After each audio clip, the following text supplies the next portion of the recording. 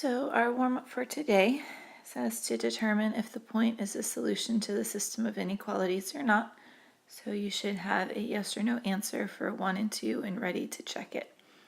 So quite simply for these, if you were to graph them, if it was a solution, these points would be in that overlapping region. And if it is not in the overlap region, that means it's false for at least one of the inequalities. So we start with the first one. So we plug in -3 and -5 in for x and y. So we go 2 times -3 minus 5 times y, which is -5. And I want to know, when I evaluate that, will it be greater than 15? Well, 2 times -3 is -6.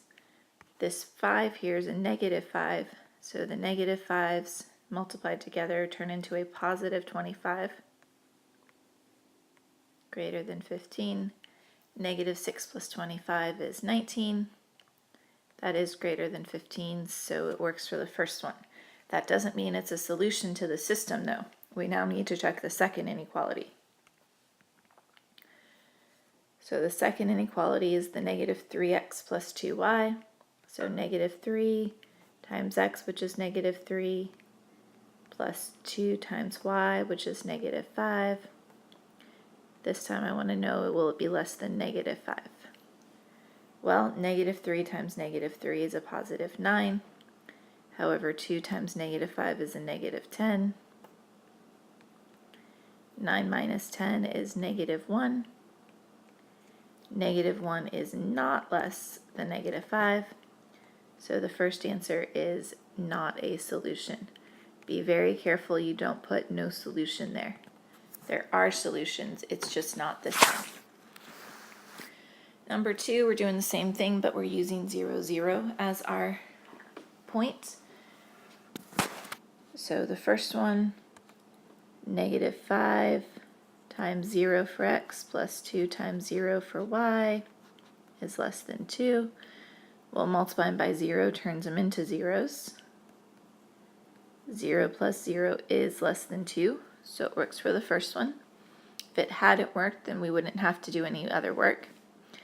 Second inequality, 3 times 0 for x minus 5 times 0.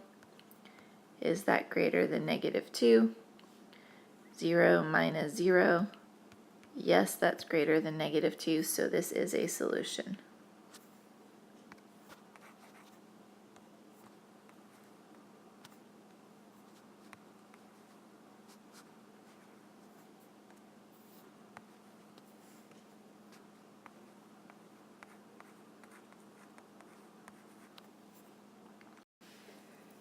Checking your homework from last night. Let me zoom in here. Here's 1 and 2.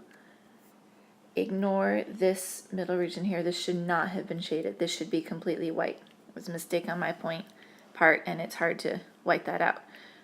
Number 1 had no solution because you should have shaded above the one line and below the dotted line. And again, this should be completely blank. Number 2, the solutions are where the graphs overlap, which would be in this region. If you went ahead and listed some points, you could have listed -4, 0, -3, 0, or -3, -1, anything in that. And also above it and to the side are what your slope-intercept form should be. I'm going to move on to the next page. If you need to pause this, feel free to do so.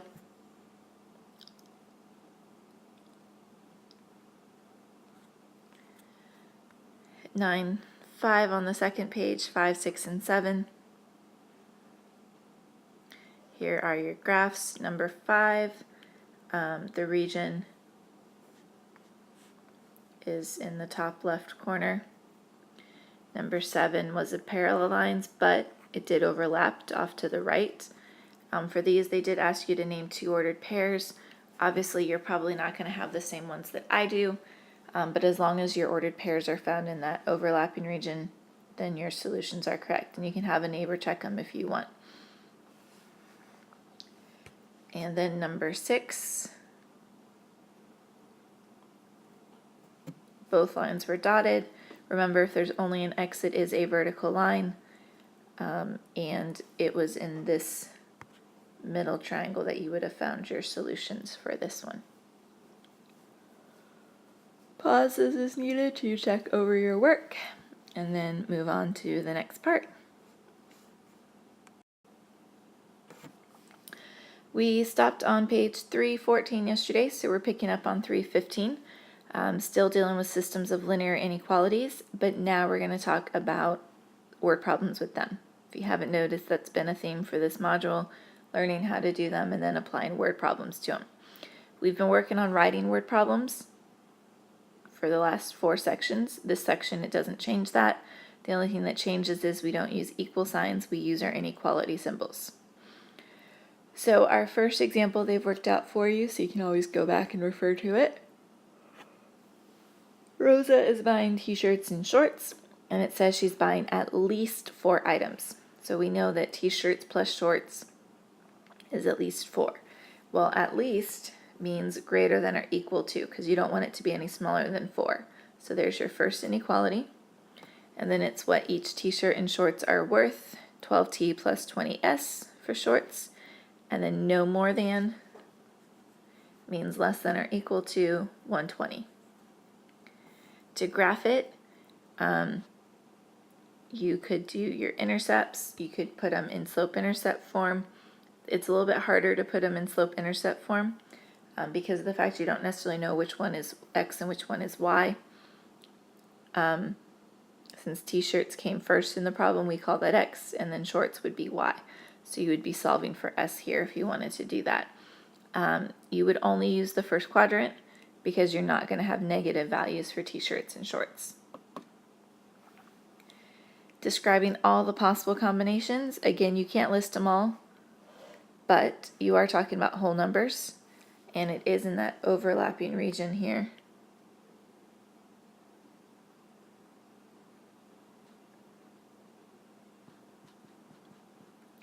Which is where they got 2, 3, which is right here, 1 t-shirt, and 5 shorts, which is up here. So anything found in this would be a possible combination.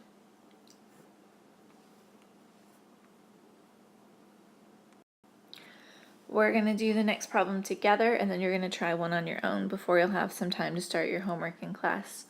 So Sergio is building a garden. He wants the length to be at least 30 feet and the perimeter to be no more than 100 feet. I know it doesn't specifically say rectangle, but a garden is typically a rectangle, and since we're dealing with perimeter, we're going to go ahead and stick with that. Remember perimeter, the formula is 2L plus 2W equals P. And we know the perimeter is no more than 100 feet. So 2L plus 2W, no more than means less than or equal to 100. And then the other inequality says the length to be at least 30 feet.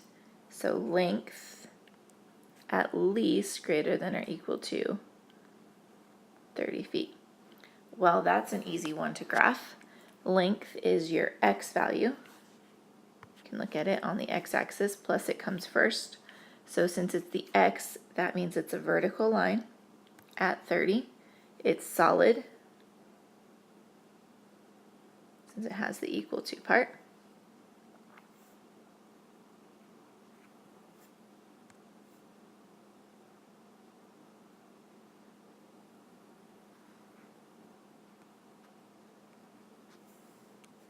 And it's greater than it, so we're going to shade to the right of it.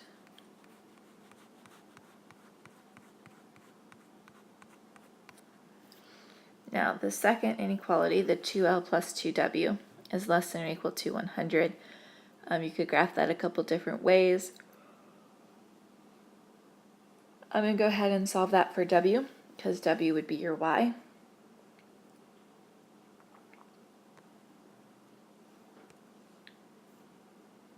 So I'm going to rewrite it. 2L plus 2W is less than or equal to 100. Subtract 2L. 2W is less than or equal to negative 2L plus 100, and then divide it all by 2 to get the W by itself. So W is less than or equal to negative L plus 50. So I know that my starting point is at 50.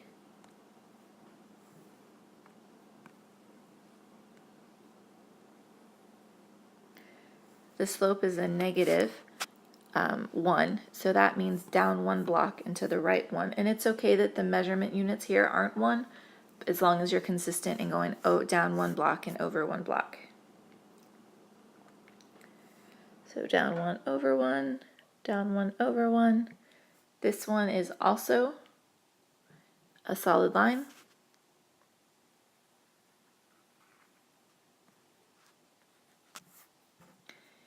And when I solved for it, the inequality was less than or equal to.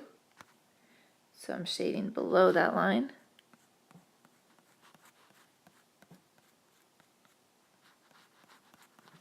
So the region that I'm looking for that overlapped is this tiny triangle right here. And I didn't do a great job about putting my red lines out there. All right, so now the next thing it asked us for is the length of 35 and a width of 10 a possible combination? Well, the length is greater than or equal to 30, so that's a good start. You could put 35 and 10 into your inequality, or you could look for it on the graph. It's up to you which method you prefer. 35 and 10, so here's 35, here's 10. That is in the shaded region, so yes, it is a possible combination.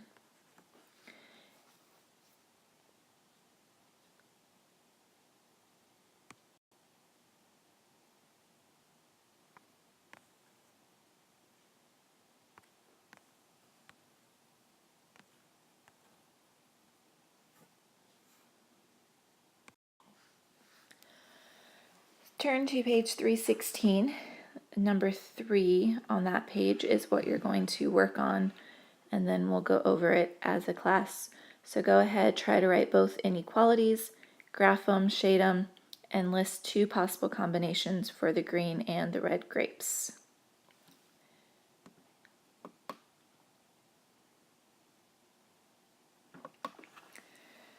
So we have green grapes and red grapes, and he's buying at least 4 pounds. So we know that it starts with G, so let's do that for green. So green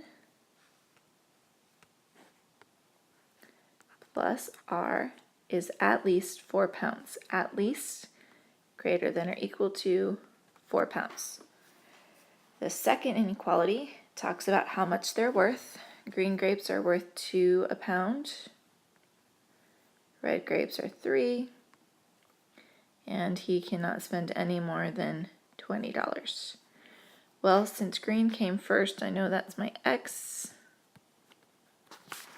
which means red is my Y. You could graph this with intercepts, or I'm going to go ahead and solve for Y for each of them, which means solving for R. So the G plus R is greater than or equal to 4.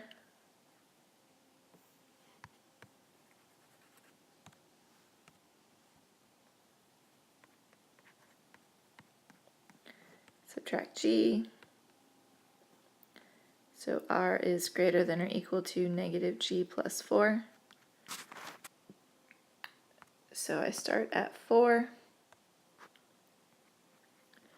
Down 1 over 1. It is a solid line. And then I look to where I shade. Once R was by itself, the inequality sign was still greater than or equal to. So that means I'm shading above.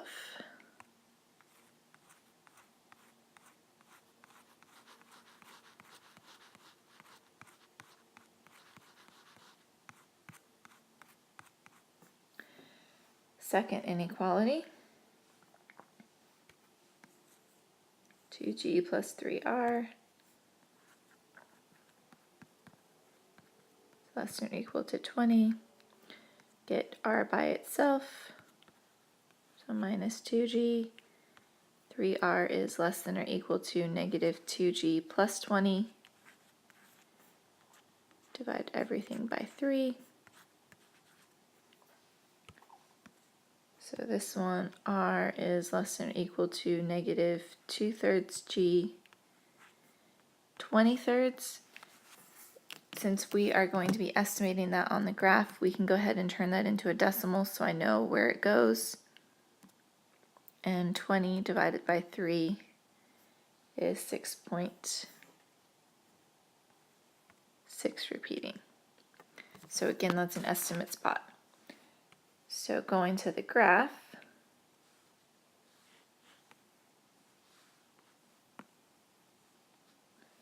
six and 6.6 repeating is going to be close to here. And then the slope is to go down 2 blocks and over 3. So when I go down 1, 2, I'm kind of in between lines there. And then over 3, 1, 2, 3.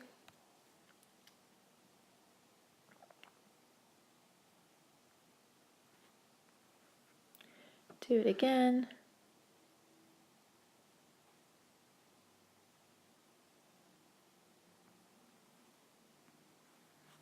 This is another solid line.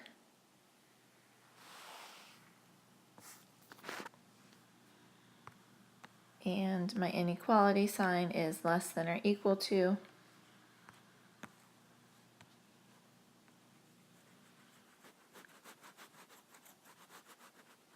So when I talk about possible solutions, we're talking about any combination that's in this middle region here. So a combination could be 6 and 2.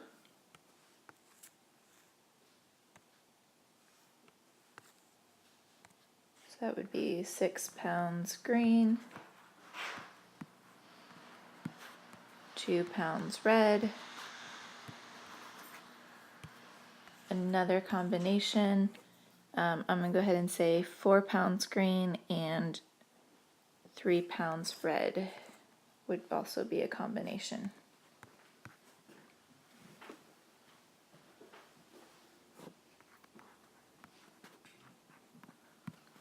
Those aren't the only ones. Again, any combination in that shaded region would be a solution here.